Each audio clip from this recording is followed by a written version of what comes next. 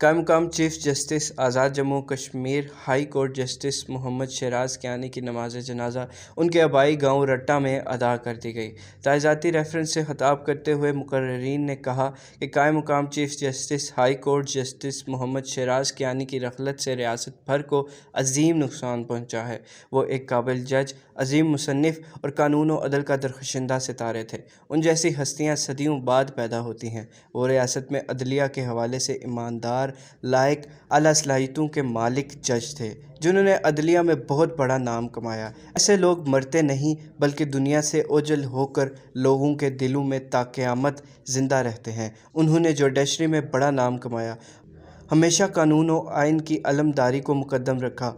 ان کے تاریخی فیصلے ہمیں ہمیشہ ان کی یاد دلاتے رہیں گے۔ آخر میں مرحوم کے ساجدگان احسن شہراز کیانی اور محسن شہراز کیانی نے نماز جنازہ میں آنے پر شرکاء کا شکریہ ادا کیا۔ فراز علی، کے نیوز، میرپور آزاد کشمیر۔